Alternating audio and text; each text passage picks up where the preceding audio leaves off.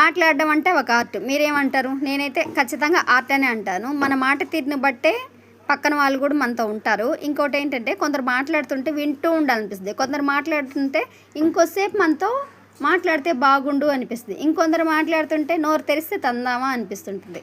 So ఎదుటి వాళ్ళు మనతో మంచిగా ఉండాలన్నా, మన క్యారెక్టర్ని మంచిగా అనుకోవాలన్నా మన మాట తీరుని బట్టే ఎదుటి వాళ్ళు ఉంటారు. వాళ్ళని బట్టే మనం ఉంటాము కదా. ఏమంటారు? నేను చెప్పింది రైటేనా? ఈరోజు ఏంటంటే నైట్ అయితే ఫుల్ వర్షం పడిందండి. ఆ వర్షానికి వాటరే రావడం లేదు మాకైతే. ఇంకా గిన్నెలని బయటికి తీసుకొని వచ్చి వేసి బయట అయితే తోముతూ ఉన్నాను. ఇలా ఎంతమంది బయట కూర్చొని గిన్నెలు తోముతారు. చిన్నప్పుడైతే ఎక్కువ నేను మా చెల్లి అయితే ఇద్దరం వంటలన్నీ తీసుకొచ్చి బయట వేసేసి కూర్చొని తోముతూ ఉండేవాళ్ళం. అక్కడ తోముతూ ఉంటే ఇంకొకరు కడుగుతూ అట్లా ఉండేవాళ్ళము. ఇప్పుడు ఈరోజు చాలా ఇయర్స్ తర్వాత అలాగ కూర్చొని కడుగుతూ ఉంటే నాకు గుర్తొచ్చింది. ఏదైనా సరే మన మాట తీరు వల్లే పక్కన వాళ్ళు మనతో ఉంటారు.